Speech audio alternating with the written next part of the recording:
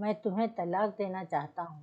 بہت دیر بعد اس کے سوالیہ نظروں کے جواب میں جو کچھ سردار گل ہاشم نے کہا وہ خانزادی شہرے کے لیے کسی دھماکے سے کم نہیں تھا۔ اس کے ہاتھوں میں موجود کتاب لرز گئی۔ خانزادی، تم بلا مبالغہ بہت اچھی ہو، ایک انسان کے آئیڈیل سے بھی بڑھ کر ہو، اور سب سے پلیز سردار سائیں اپنے مطلب کی بات کریں، بات کی ہیرا پھیری ہمیں اچھی نہیں لگتی۔ اس نے سختی سے کہتے ہوئے گل ہاشم کو روک دیا۔ میں صرف یہ کہنا چاہتا ہوں کہ جو بندھن ہمارے درمیان ہے وہ کسی بھی طرف سے خوشی اور محبت سے نہیں بندھا گیا، کیونکہ تم نے اپنے بھائیوں کی عزت، غیرت اور اپنا انا بلند رکھنے کے لیے ایک اندیکھے شخص کو قبول کر لیا، اور میں نے اپنی بہن کا گھر اجڑنے کے ڈر سے ایک انچاہی لڑکی کو اپنی زندگی میں شامل کر لیا۔ لفظ انچاہی پہ اس نے ایک دم پلکیں اٹھا کر گل ہاشم کو دیکھا، یوں جیسے کہہ رہی کہ سردار سائیں یہ تمہاری ہی جرأت ہے کہ مجھے انچاہی کہہ رہے ہو، ورنہ میری ہی اہمیت میرے بھائیوں سے پوچھو جو تمہیں اس لفظ کی سزا دینے سے بھی گریز نہیں کریں گے۔ تم بھی مجبور ہو اور میں بھی مجبور ہوں، مجبوری کے تقاضے پورے کر رہا ہوں، لیکن میں چاہتا ہوں کہ تم اپنی زندگی اپنی مرضی سے جیو اور میں اپنی مرضی سے جیوں۔ گل ہاشم بات تو کر رہا تھا لیکن الجھ بھی رہا تھا کہ خانزادی شہرے کے سامنے اپنا مطلب کیسے واضح کرے کہ وہ طلاق کے باوجود اس کی مدد بھی کر دے۔ یہ سب تو آپ بالکل ٹھیک کہہ رہے ہیں، لیکن مجھے یہ بتائیں کہ اب آپ اس انچاہی سے کیا چاہتے ہیں؟ خانزادی، تم جانتی ہو کہ اگر میں تمہیں طلاق دوں گا تو مہربانوں کا گھر بھی اجڑ جائے گا، وہ مضطرب سے لہجے میں کہتا صوفے سے کھڑا ہو گیا۔ گویا آپ چاہتے ہیں آپ کی بہن کا گھر نہ اجڑے اور آپ کا دل بھی آباد رہے۔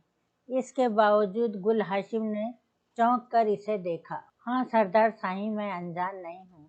اگر آپ کے دل میں کوئی ہے، اگرچہ میں پہلے روز سے ہی جان گئی تھی، کیونکہ خانزادی شہرے کو نظر انداز کرنا کسی اندھے کے لیے بھی اتنا آسان نہیں تھا۔ یہ خانزادی نے کہا، پھر بھی میں آپ کے منہ سے سننا چاہتی تھی کہ میرے مقابل کوئی اور بھی ہے، کیا پوچھ سکتی ہوں وہ کون ہے؟ جس کے سامنے خانزادی شہرے کی ذات قابل توجہ نہ ہوئی۔ اس کے لہجے اور انداز کی تمکنت اس کے آنکھوں کے سامنے امٹ کے آئی۔ ایسی کوئی بات نہیں، میں کسی کو بھی تمہارے مقابل نہیں ٹھہرا سکتا تھا۔ تم بہت اچھی ہو، فرق صرف اتنا ہے کہ میرا دل اس کی سمت مائل ہے۔ میں اس کو بچپن سے محبت کرتا ہوں، میں شادی بھی اسی سے کرنا چاہتا تھا، لیکن مہربانوں کی وجہ سے مجھے اپنا دل مارنا پڑا۔ گل ہاشم نے تیزی سے وضاحت دی، کیونکہ اس کے چہرے کے تاثرات بدل رہے تھے۔ اب آپ اپنا دل زندہ کرنا چاہتے ہیں؟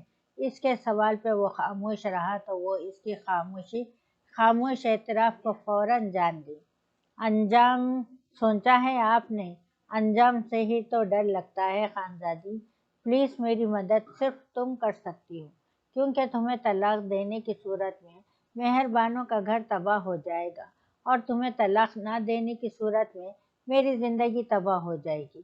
میں اپنی محبت حاصل نہیں کر پایا تو کبھی کسی سے محبت کرنے کے قابل نہیں رہوں گا۔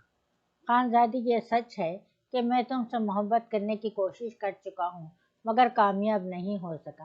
میرے دل میں تمہارے لیے کوئی جذبہ بیدار نہیں ہوا۔ تمہارے ہونے اور نہ ہونے سے میرے جذبات پہ کوئی اثر نہیں ہوتا، لیکن اگر میری محبت مجھے نہ ملی تو ہر چیز پہ اثر ہوگا، بلکہ بہت اثر ہوگا۔ وہ انتہائی شدت سے کہتا اسے کندھوں سے پکڑ کر جھنجھوڑ چکا تھا۔ آپ مجھے طلاق دینا چاہتے ہیں، میں آپ کو روک نہیں رہی، لیکن آپ اتنی وضاحتیں کیوں دے رہے ہیں؟ اس نے گل ہاشم کی آنکھوں میں دیکھا۔ کیونکہ مجھے تمہارے تعاون کی ضرورت ہے۔ کچھ میرے تعاون کی؟ تم اپنے بھائیوں سے کہہ دینا کہ تم خود میرے ساتھ رہنا نہیں چاہتی، میں تمہیں اچھا نہیں لگتا۔ میں آپ کا دل آباد کرنے کے لیے اپنے دل کی بربادی کا ساماں کروں، اس کے دل سے ایک ہونٹ اٹھی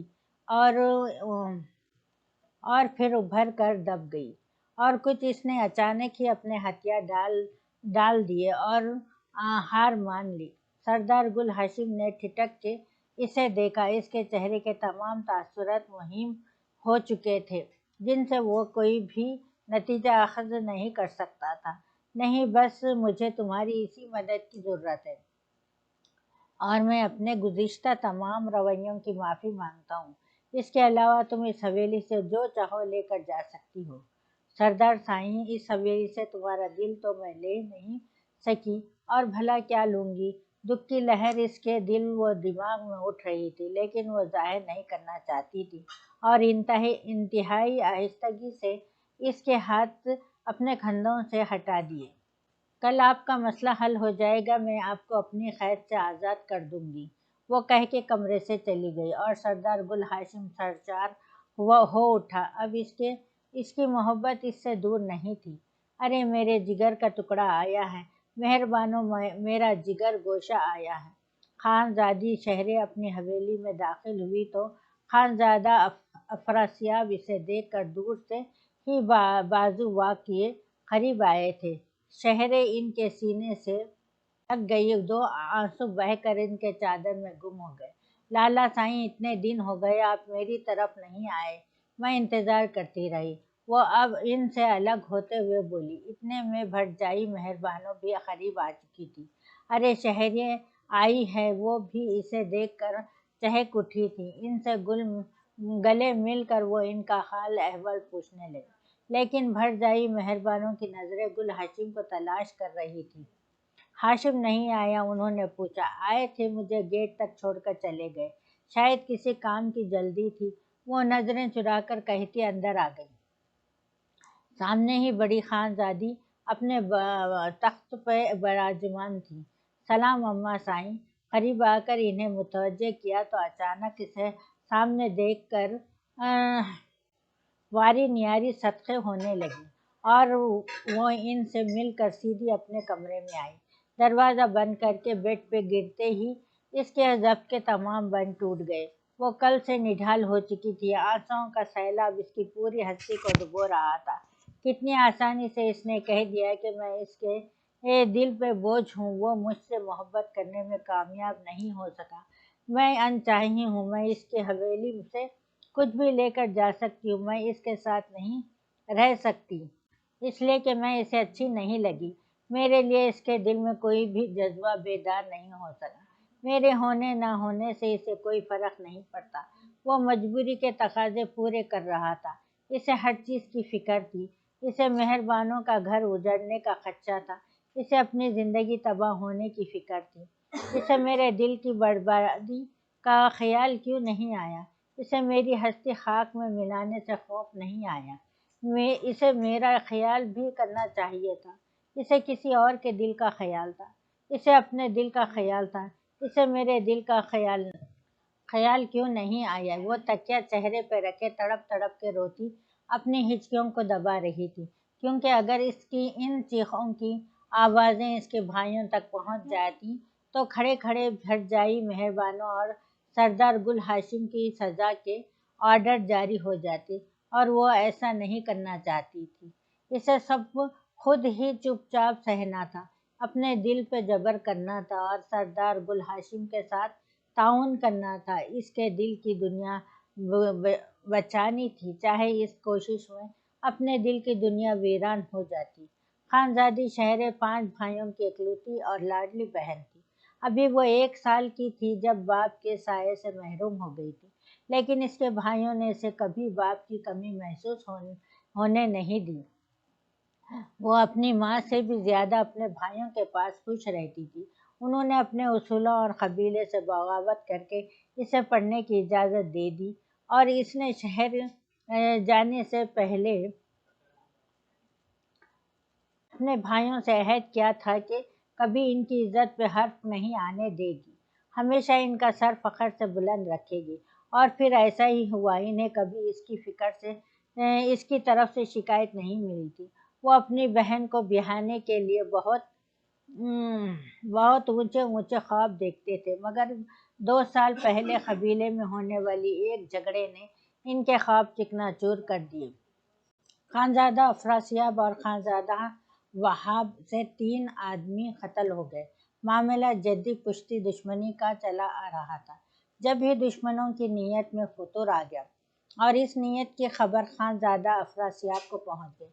وہ مر بھی جاتے تو اپنی بہن کو دشمنوں کے ہاتھوں میں نہیں سونپ سکتے تھے، لیکن پنچایت کے فیصلے کے مطابق وہ خون بہا دینے سے انکار بھی نہیں کر سکتے تھے، اسی لیے دن رات سوچنے کے بعد ایک خیال آیا اور وہ پرسکون ہو گئے۔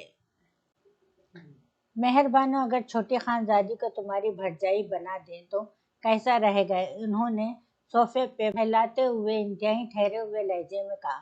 مہربانو کا ہاتھ چائے کا کپ اٹھاتے ہوئے تھم گیا۔ یہ کیا کہہ رہے ہیں آپ؟ جو ہم کہہ رہے ہیں تم سن چکی ہو۔ لیکن خان سائیں، یہ کیسے ہوگا؟ یہ ایسے ہی ہوگا جیسے ہمارا اور تمہارا نکاح ہوا تھا۔ فرق اتنا ہوگا کہ ہم تمہیں دھوم دھام سے بیاہ کر لائے تھے اور تمہارا بھائی خاموشی سے چھوٹی سی خانزادی کو بیاہنے آئے گا۔ خان سائیں، پہلے گل ہاشم سے بات تو بس مہربانو، بس ہماری بہن کی شان میں گستاخی مت کرو۔ کیا تمہارے بھائی کے لیے یہ خوش نصیبی نہیں ہوگی کہ خانزادی شہر اس کی زوجیت میں جائے گی؟ انہوں نے ہاتھ اٹھا کر بیوی کو مزید بولنے سے ٹوک دیا تھا۔ جی خان سائیں، یہ تو آپ بجا کہہ رہے ہیں، لیکن میرا کہنے کا مطلب صرف اتنا تھا کہ پہلے بات ہو جاتی، پھر دیکھو نیک وقت، پرسوں پنچایت کا فیصلہ ہوگا۔ ہمارے پاس باتیں کرنے کا وقت ہرگز نہیں، ہمیں صرف عمل کرنے کی ضرورت ہے۔ صبح تم حویلی جاؤ اور رات کو اپنے بھائی کو ساتھ لے کر آنا۔ نکاح کے ساتھ ہی رخصتی کر دیں گے۔ اگر خون بہا کے لیے خانزادی کے رشتے کی بات ہوئی تو ہم کیا کہہ دیں گے کہ خانزادی کا نکاح سردار گل ہاشم سے تبھی ہو گیا تھا جب ہماری شادی مہربانوں سے ہوئی تھی۔ انہوں نے سارا بوجھ مہربانوں کے کندھوں پہ ڈال دیا اور مہربانوں اندر ہی اندر لرز گئیں۔ انہیں اندازہ تھا کہ گل ہاشم کا جھکاؤ بڑے چاچا کی بیٹی ارجمن کے طرف ہے، اسی لیے وہ ہچکچا رہی تھی۔ لیکن اب کیا ہو سکتا تھا؟ رات بھر وہ سوچتی رہیں اور صبح جب حویلی میں داخل ہوئیں تو گل ہاشم نے بہن کو دیکھ کر خوشی کا نعرہ بلند کیا تھا، ہماری مہربانو آپا آئی ہیں۔ وہ خوشی قریب آیا تھا، لیکن جب تھوڑی دیر بعد مہربانوں نے اپنا مدعا بیان کیا تو گل ہاشم کی ساری خوشی ہوا ہو گئی۔ وہ ایک دم مہربانوں سے دور ہو گیا تھا۔ یہ آپ کیا کہہ رہی ہیں؟ میں سچ کہہ رہی ہوں ہاشم، تم نے اس فیصلے سے انکار کر دیا تو خان سائیں مجھے طلاق دے دیں گے، میرا گھر اجڑ جائے گا، میری زندگی برباد ہو جائے گی، میرے بچے مجھ سے چھن جائیں گے۔ اللہ کے لیے ہاشم، میری بات کو سمجھنے کی کوشش کرو۔ مہربانو اس وقت حقیقتاً سخت بے بسی کے عالم میں تھی۔ وہ 2 ہی بہن بھائی تھے اور ابھی بہت چھوٹے تھے جب ماں باپ کی دائمی جدائی سہنا پڑی تھی، لیکن ان کے دادا نے انہیں بہت محبت اور لاڈ پیار سے پالا پوسا تھا، بہت توجہ سے ان کی پرورش کی تھی۔ مہربانو بڑی تھیں، اسی لیے ان کی شادی کے فرض سے جلد ہی سبکدوش ہو گئے، لیکن اب وہ گل ہاشم کی دلہن لانے کی خواب سجا رہی تھیں اور عنقریب وہ کوئی رسم کرنا چاہتے تھے، لیکن آج مہربانوں کی التجا سن کر پریشان ہو اٹھے تھے اور انہیں مہربانوں کی خاطر گل ہاشم کے سامنے بولنا پڑا تھا۔ ہاشم، اس وقت تمہاری بہن تمہارے گھر سوالی بن کے آئی ہے، اسے تمہاری مدد کی ضرورت ہے۔ تمہارا انکار اس کی زندگی میں طوفان لا سکتا ہے، لیکن دادا جان، میرا اقرار میری زندگی میں طوفان لے آئے گا۔ میں اپنے دل کا کیا کروں گا؟ بیٹا، تم اپنے دل سے تو لڑ سکتے ہو، لیکن بہن کے مقدر سے نہیں لڑ سکتے۔ اگر اسے طلاق ہو گئی تو لوگوں کی زبانوں کو کیسے روکو گے؟ دادا جان اسے تحمل اور سلیقے سے سمجھا رہے تھے۔ اگر خانزادہ افراسیاب بہن کے مقدر سے لڑ سکتے ہیں تو میں بھی لڑ سکتا ہوں، میری بہن بھی مجھ پہ بوجھ نہیں ہوگی۔ گل ہاشم اپنے دل کی دنیا بچانے کے لیے کوئی بھی جنگ لڑنے کو تیار تھا۔ تمہاری بہن تم پہ کبھی بوجھ نہیں بن سکتی، لیکن تمہاری بہن کی ممتا تم پہ ضرور بوجھ بن جائے گی۔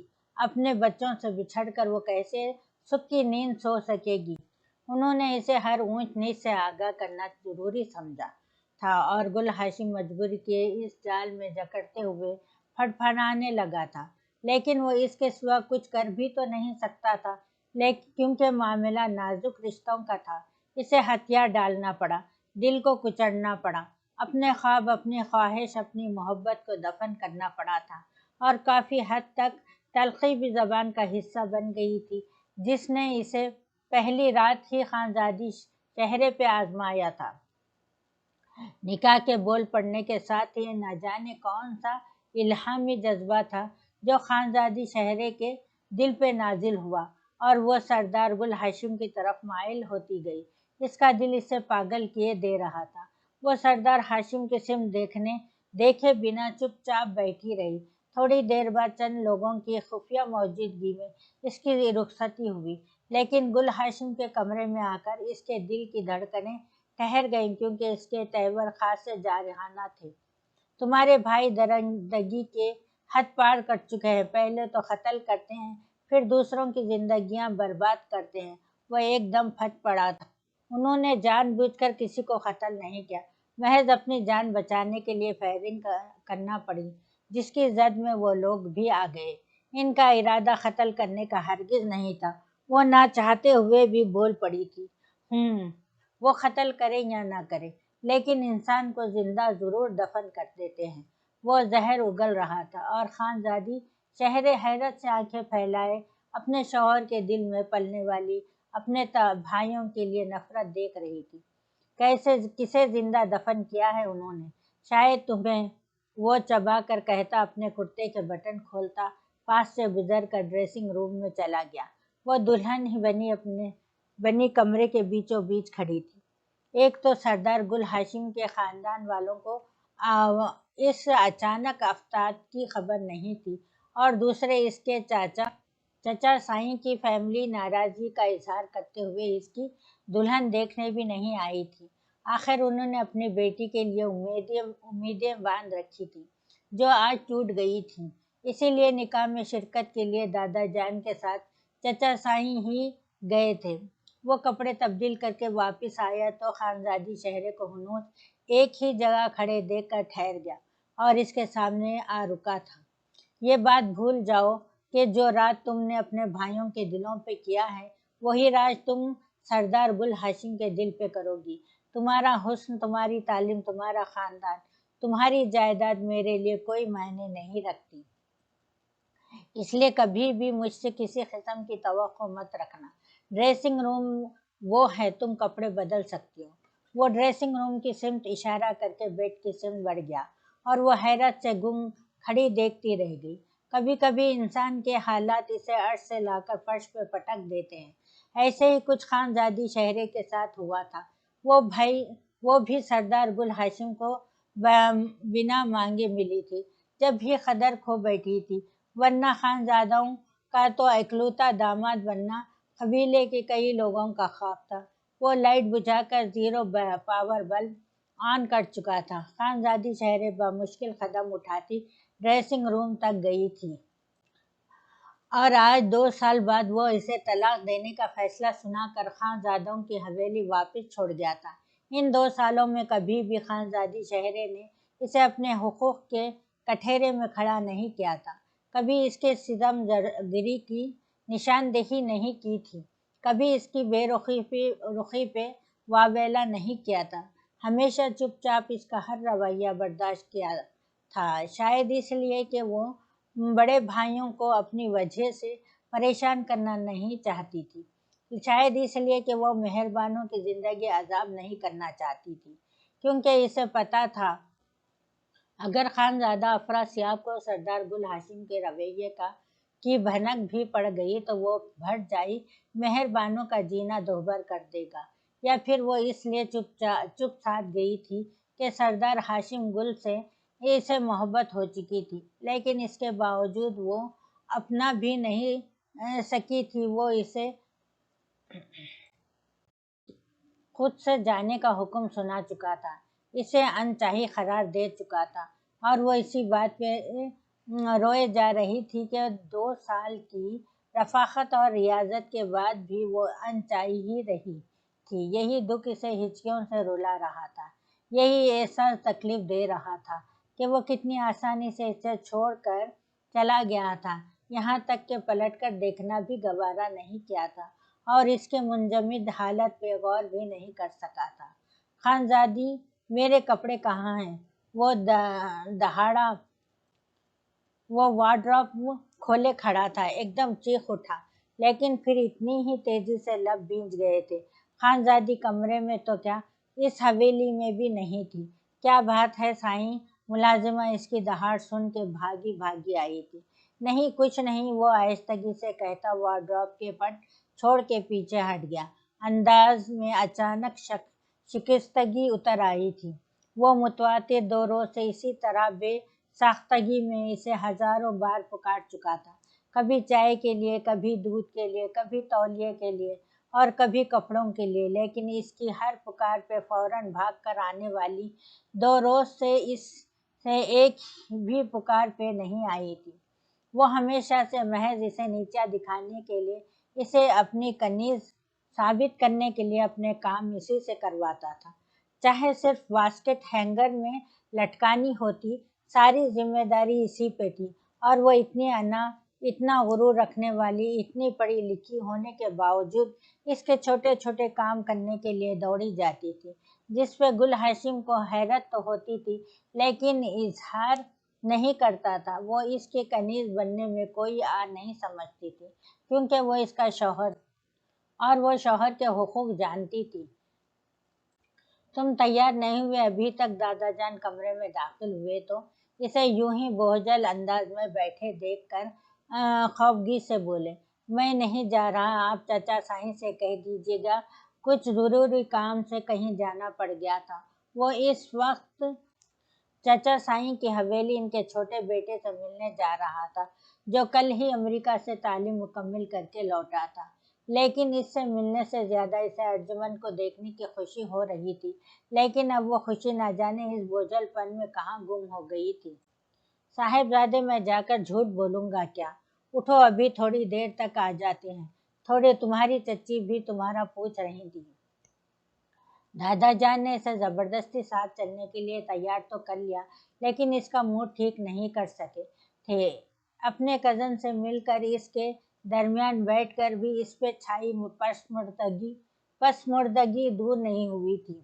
کیا بات ہے، آپ کچھ پریشان لگتے ہیں؟ ارجمن اسے باہر نکلتے دیکھ کر پیچھے چلی آئی۔ نہیں، ایسی کوئی بات نہیں۔ وہ سر جھکائے کھڑا پاؤں کے قریب کھلے رکھے گملے کو دیکھنے لگا، جو ویرانی کے عروج پہ تھا۔ اس کی آغوش خشک پتوں سے بھری ہوئی تھی اور ان پتوں میں ہوا کی سرسراہٹ سے اضطراب برپا ہو رہا تھا، لیکن بالکل ایسا اضطراب جیسا سردار گل ہاشم کی ذات میں پھیل رہا تھا، جسے وہ خود سمجھنے سے قاصر تھا۔ آپ کچھ چھپا رہے ہیں شاید؟ کہا، نہ کوئی بات نہیں۔ وہ ایک دم غصے سے چٹک گیا اور ارجمن کی سمت پلٹا۔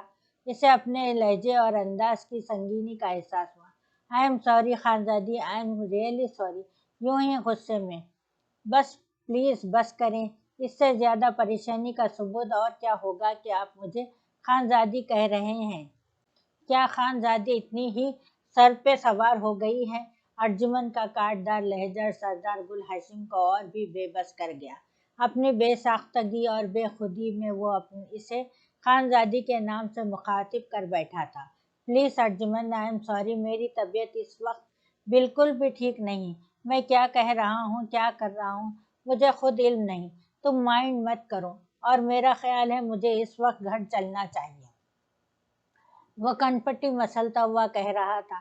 تھوڑی دیر بعد وہاں سے لوٹ آیا، لیکن حویلی میں جگہ جگہ اس کا عکس دکھائی دے رہا تھا۔ وہ مزید پاگل ہونے لگا۔ سگریٹ پھونکتے ہوئے اس نے سگریٹوں کے ڈھیر لگا دیے تھے، لیکن خانزادی چہرے کی کمی کو بھول نہیں پا رہا تھا۔ اسے بھولنے کی کوشش میں نڈھال ہونے لگا تھا۔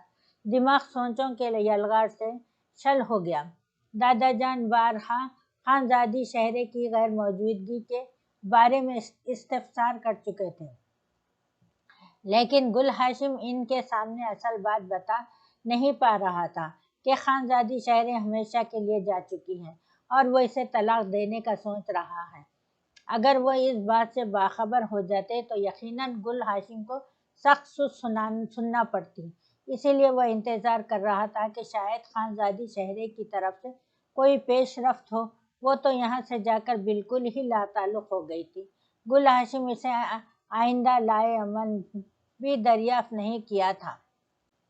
سائیں بی بی کا فون ہے۔ وہ ابھی سوچوں میں گم بیٹھا تھا جب ملازمہ کارڈلیس ہاتھ میں لیے قریب آ گئی اور گل ہاشم نے بے تابی سے ریسیور تھاما۔ السلام علیکم۔ وعلیکم السلام۔ ہاشم کہاں ہوتے ہو؟ مہربانو آپا نے چھوٹتے ہی استفسار کیا۔ گھر پہ ہی ہوتا ہوں، آپ سنائیں۔ میں کیا سناؤں گی شہرے، اتنے دنوں سے آئی ہوئی ہے، تم نہ ملنے آئے ہو نہ ہی فون کیا۔ کوئی جھگڑا تو نہیں ہوا تم دونوں کا؟ ان کے لہجے میں تشویش تھی۔ نہیں، ایسی تو کوئی بات نہیں ہوئی۔ اس وقت وہ کہاں ہے؟ بے ساختہ وہ پوچھ بیٹھا اور مہربانو آپا نے شہرے کو بلا کر فون اسے تھما دیا۔ کیسی ہو؟ دوسری طرف اس کی مدھم ہیلو کی آواز سن کر گل ہاشم کے دل میں عجیب سا احساس پیدا ہوا تھا۔ وہ الجھ سا گیا۔ ٹھیک ہوں، مختصراً کہتے ہوئے وہ خاموش ہو گئی اور گل ہاشم اس سے بولتی خاموشی سے دل ہی دل میں جنگ کرنے پر مجبور ہو گیا۔ آئی ایم سوری، وہ آہستگی سے بولی۔ Sorry for what? وہ ناسمجھی سے پوچھ رہا تھا۔ میں ابھی تک لالا سائیں سے بات نہیں کر سکی۔ انفیکٹ آج کل گھر میں ارباب لالا کی شادی کی تیاریاں ہو رہی ہیں۔ اگر میں نے اپنا مسئلہ کہہ دیا تو سب ڈسٹرب ہو جائیں گے۔ اس لیے میں نے سوچا ہے اگر آپ مائنڈ نہ کریں تو ارباب لالا کی شادی کے بعد بات کر لوں گی۔ وہ انتہائی مدھم لہجے میں بات کر رہی تھی۔ ٹھیک ہے، جیسا تم مناسب سمجھو۔ میں فون بند کر دوں؟ وہ یقیناً بات کرنے سے کترا رہی تھی۔ ایز یو وش، وہ گہری سانس خارج کرتے ہوئے بولا اور خانزادی شہرے نے اللہ حافظ کہہ کر فوراً رابطہ منقطع کر ڈالا تھا۔ وہ ریسیور کو گھورتا رہ گیا۔ کیا ہے؟ میں خانزادی کو آزاد کرتے کرتے خود عجیب سی قید کا شکار ہوتا جا رہا ہوں۔ اسے بھولنے کی کوشش میں اس کی یاد کو اوڑھنا بچھونا بنا لیا ہے۔ وہ جو پہلو میں رہ کر مجھے دکھائی نہیں دیتی تھی، اب متواتر پہلو کے ایک گوشے میں دھڑکتی ہوئی سنائی دیتی ہیں۔ اسے اپنی کنیز بناتے بناتے، اسے اپنی زندگی کا حصہ بنا کر اس کا عادی ہو چکا ہوں۔ میں ادھورا ہوں اس کے بغیر۔ وہ سوچ سوچ کر پاگل ہونے لگا تھا، لیکن اپنے دل میں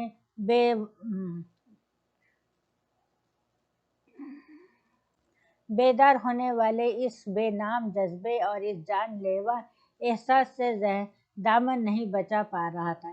اس کی سوچ، اس کے خواب، اس کے احساس جیسے اسی سے وا ہو کر رہ گئے تھے۔ وہ اس کے احساس کا مرکز بن بیٹھی تھی۔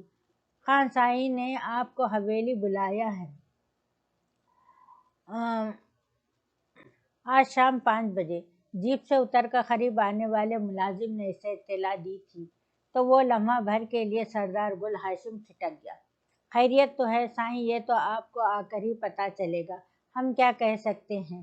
ملازم مؤدب انداز سے کھڑا پیغام پہنچا رہا تھا۔ بیٹھو، چائے پانی پی کر جانا۔ اس نے ملازم کو بیٹھنے کا اشارہ کیا۔ گستاخی معاف سائیں، مجھے اس وقت کہیں اور بھی کام سے جانا ہے، آپ مجھے اجازت دیں۔ وہ سینے پہ ہاتھ رکھ کے جھکا۔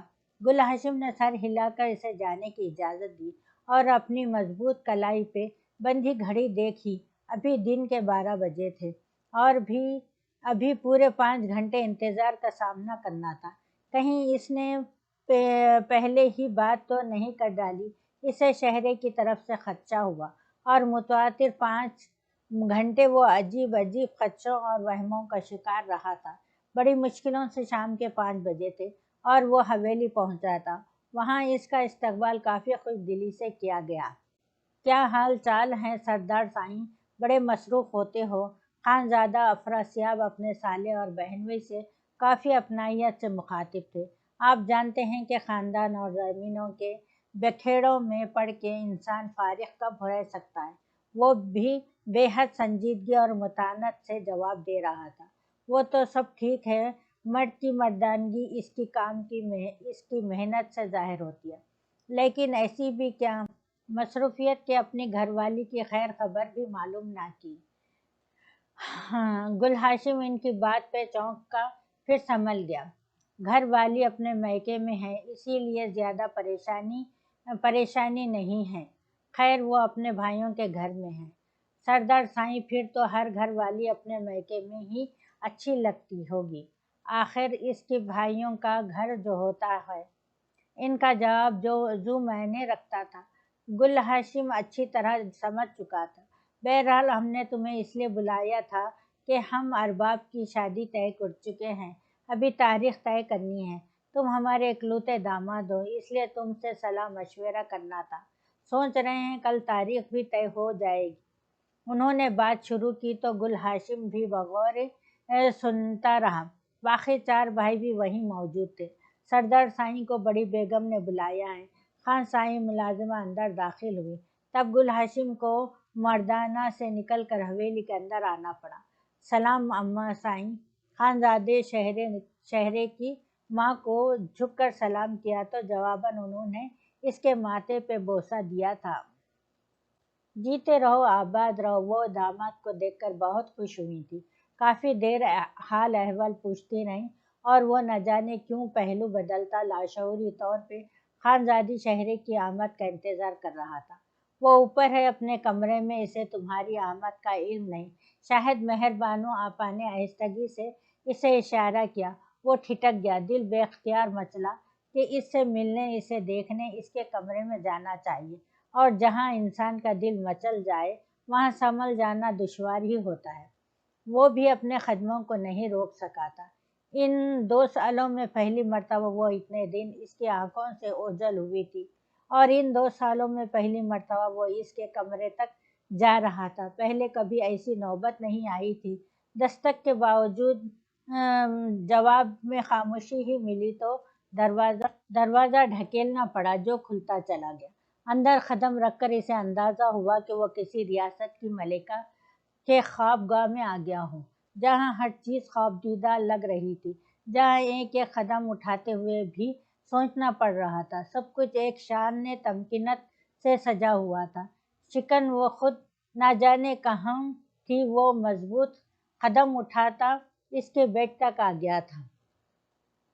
باتھ روم کے دھندلے شیشوں پر اور دھندلے پردوں سے ملگجی سی روشنی پھوٹ رہی تھی، جس سے اسے اندازہ ہو گیا کہ وہ باتھ روم میں ہی ہے۔ تقریباً 10 منٹ کے اندر اس انتظار کے بعد وہ بالوں پہ تولیہ لپیٹے باہر نکلی تھی۔ وہ اسے نہیں دیکھ سکی، لیکن گل ہاشم اسے دیکھ کر محبوط سا رہ گیا۔ شاید وہ اسے اس نظر سے پہلی بار دیکھ رہا تھا۔ وہ اپنی نگاہوں کا حصار اس کے گرد سے ہٹا نہیں سکا تھا، اور خانزادی شہرے پر پرتپش نظروں کی آنچ محسوس کر کے ایک دم پلٹی تھی۔ گل ہاشم کو سامنے دیکھ کر بری طرح سٹپٹا گئی۔ آپ یہاں میرے بیڈ روم؟ کیوں میں تمہارے بیڈ روم میں نہیں آ سکتا؟ وہ اس کے قریب آ گیا، جبکہ شہرے بوکھلا گئی تھی۔ وہ اس وقت جدید تراش خراش کے لباس میں ملبوس تھی، لیکن اس طرح اجازت کے بغیر وہ نامحسوس انداز سے بالوں پہ لپیٹا تولیہ اپنے کندھوں پہ کھینچ چکی تھی، جس کے نتیجے میں انتہائی گھنے سیاہ بال اس کے گرد گھٹاؤں کی مانند بکھر کر اس کی پوری کمر ڈھانپ چکے تھے۔ اجازت لے کر اجنبی کمروں میں جایا جاتا ہے، جبکہ یہ کمرہ تو… وہ بات ادھوری چھوڑ کر اسے قریب سے بغور دیکھنے لگا۔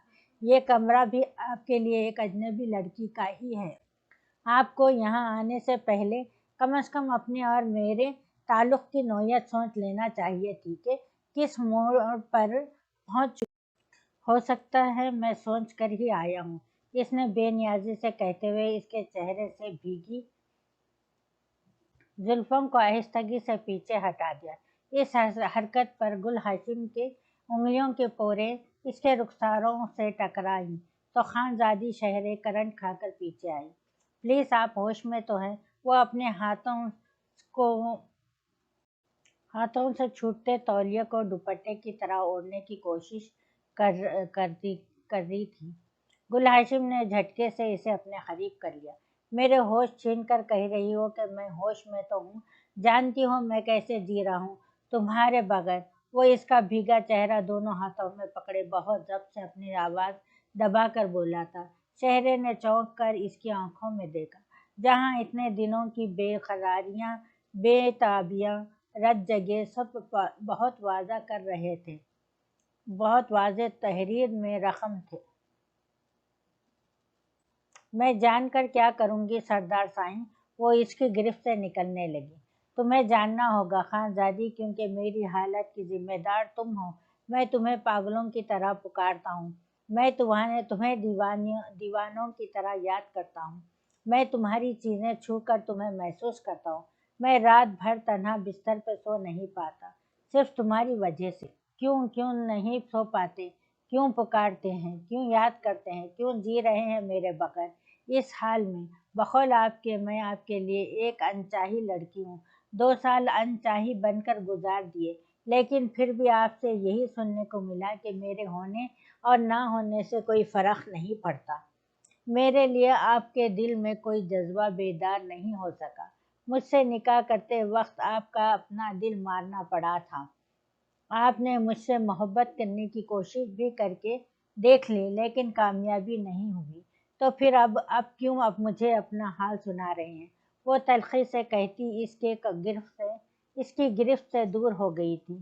اب اس لیے سنا رہا ہوں کہ تم سے دور ہو کر مجھے پتہ چلا ہے کہ کبھی کبھی وہ چیز بھی ہماری زندگی کے لیے بہت اہم ہوتی ہے جو ہمیں بن مانگے مل جاتی ہے، جسے کوئی ہم بنا مانگے ہماری جھولی میں ڈال دیتا ہے، لیکن ہم اس کی قدر نہیں کرتے۔ ہمیں احساس نہیں ہوتا کہ وہ چیز کتنی ضروری ہے جو اللہ تعالیٰ نے خود بخود عنایت کر دی ہے۔ اگر وہی چیز ہم ایڑیاں رگڑ رگڑ کر مانگتے اور اللہ تعالیٰ ہمیں وہ چیز نہ دیتا، تب احساس ہوتا کہ وہ چیز کیا ہے۔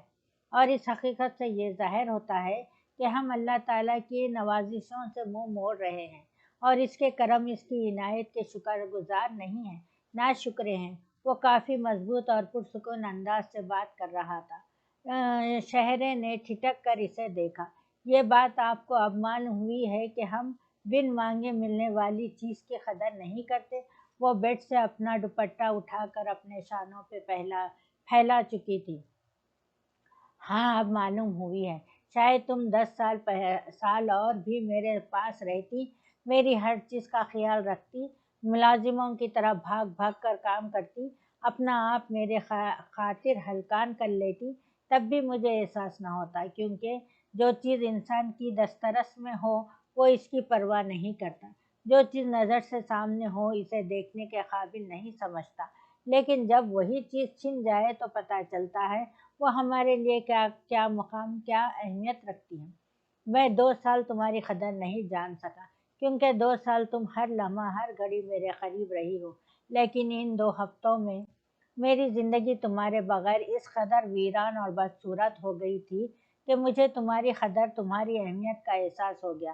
اور تم جانتی ہو، احساس محبت کا دوسرا نام ہے۔ انسان کو ہمیشہ اسی سے محبت ہوتی جس کا احساس ہوتا ہے، بنا احساس کی محبت ہو ہی نہیں سکتی۔ مجھے تمہارا احساس تمہاری دوری سے ہوا۔ اس نے خانزادی شہرے کا ہاتھ پکڑ کر نرمی سے اپنے ہاتھ میں دبایا۔ لیکن مجھے آپ کے احساس کی کوئی ضرورت۔ وہ رخ موڑ کر اپنے آنسو چھپانے کی کوشش کرنے لگی۔ کیا تمہیں میری محبت کی بھی ضرورت نہیں؟ گل ہاشم نے اس کا چہرہ اپنی سمت موڑا۔ پلیز آپ یہاں سے چلے جائیں، میں بہت جلد خلا کے لیے کہہ دوں گی لالا سائیں کو۔ آپ پر کوئی الزام نہیں۔ نہیں خانزادی، میں اپنی زندگی اپنے آپ سے جدا نہیں کر سکتا، میں تمہیں بھی کبھی طلاق نہیں دے سکتا۔ تم میری ہو، تمہیں میری ہی رہنا ہے۔ کیوں، آپ کی وہ محبت کہاں جائے گی؟ اس نے تلخی سے کہا۔ وہ محبت نہیں تھی، شاید وہ بچپن کا ساتھ تھا، انسیت تھی جسے میں محبت کا نام دے بیٹھا، کیونکہ اگر وہ محبت ہوتی تو میں یوں 2 سال اتنی آسانی سے اس کے بغیر کیسے گزار سکتا تھا؟ بلکہ محبت تو یہ ہے جس کے بغیر 2 ہفتے بھی مجھے 2 صدیوں کا سفر لگ رہے ہیں۔ ان 2 ہفتوں میں تمہیں دیکھنے کی کتنی بے قراری تھی، کتنا بے چین تھا تم سے ملنے کے لیے، تم کبھی اندازہ نہیں کر سکتی۔ मैंने ये 15 दिन किस तरह गुजारे हैं, लेकिन मैं आपसे मोहब्बत नहीं करती, वो सख्ती से बोली और गुल हाशिम मुस्कुरा दिया। खानजादी शहरे ने इसे उलझकर इस्तेफामिया नज़रों से देखा। तुम्हारी मोहब्बत मैं पहले रोज ही तुम्हारी आंखों में देख चुका था। बड़ी बड़ी आंखों का यही तो फायदा होता है, सब कुछ आया कर देती हैं। इसने शहरे की खूबसूरत आंखों में झांक कर शरारत से कहा, शट अप, मुझे ऐसा मजाक पसंद नहीं। वो चटक के कहती अपना हाथ छुड़ाकर दूर चली गई। गुल हाशिम ने पहली बार इसका यूं बरहम अंदाज देखा तो वो गुस्से और आंसुओं को जब्त करने की कोशिश में सुर्ख हो चुकी थी। वो इसे दिलचस्पी से देख रहा था, जो तेजी से हेयर ब्रश फेरती अपने लंबे बाल संवार रही थी। यार अब माफ भी कर दो, मुझे तो मनाना भी नहीं आता। इसने आईने के सामने खड़ी शहरे को अख्फ से बाहों में भर लिया था और इसके बालों से उठने वाली खुशबू अपनी सांसों में जब्त करने लगा। घर चलो, तुम्हारी सारी नाराजगी, सारी शिकायतें दूर कर दूंगा और आइंदा खताओं से तौबा कर लूंगा, वो सरगोशी में कहता खानजादी शहरों को अपने हल्के में जकड़े इसे पागल करने के दर पे था। ये चुप हो क्यों हो? इसने दोबारा सरगोशी की, लेकिन कोई जवाब ना मिला तो इसने आहिस्तगी से बाजू हटाकर शहरों को अपनी सिमत मोड़ लिया। इसका चेहरा आंसुओं से भीगा हुआ था। प्लीज खानजादे, इस तरह रो कर मुझे और ज्यादा नदामत का एहसास मत दिलाओ। मैं अपनी गलती का एतराफ कर चुका हूँ, तुमसे माफी भी मांग रहा हूँ। अगर तुम्हारा दिल मेरी तरफ से साफ नहीं हो रहा है, तुम मुझे माफ नहीं करना चाहती तो मत करो, मैं तुम पे कोई जोर जबरदस्ती तो नहीं कर सकता ना। वो बात करते हुए बेहद संजीदा हो चुका था, चेहरे के तासुरात भी संजीदगी लिए हुए थे। मैं तुम्हें तलाक नहीं देना चाहता, मेरी जिंदगी तुमसे वाबस्ता है, लेकिन अगर तुम ऐसा नहीं चाहती हो तो मुझे बिना बता देना, मैं तलाक के कागजात तैयार कर लूंगा। वो कह के पलट गया, मगर शहरे ने बेख्तियार तड़प कर इसके कुर्ते को पकड़ लिया था। अभी वो इसकी सिमत पलटा ही था कि वह धुआंधार हिचकियों से रोती बिलखती इसके सीने से लग गई थी। गुल हाशिम की रूह तक शांत हो गई थी। इसे पता था वो 2 सालों का रुका हुआ सैलाब बहा रही है, इतने अरसे से जमा शुदा गुब्बार निकाल रही है, और इस गुब्बार के बाद ही सब कुछ वाजे हो सकता है। बहुत देर बाद वो इसके बाजुओं का हिसार महसूस करके चुप हो गई और पीछे हटना चाहा। इसने आहिस्तगी से इसके बालों में हाथ फंसाए, वो सिमट गई। घर चलें, इसने खानजादी शहरे का चेहरा ऊंचा करके कहा। इसने आहिस्तगी से सर इस बात में हिला दिया। मैं नीचे इंतजार कर रहा हूँ, तैयार होकर आ जाओ। वो मुस्कुराता हुआ कमरे से निकल गया। खानजादी शहरे ने अपना चेहरा आईने में देखा, जो गुलाब की मानंद खिल रहा था, जिस पे मोहब्बत और चाहत की पहली पहली बहार का अक्स था। और इसे एतराफ करना पड़ा कि जो काम कोई भी जज्बा नहीं कर सकता, वो काम एहसास का जज्बा कर सकता है। एहसास हर जज्बे पे हावी है। किसी से नफरत करते करते अगर हमें अपनी नफरत का एहसास हो जाए तो वो एहसास नफरत के जज्बे को भी मार देता है।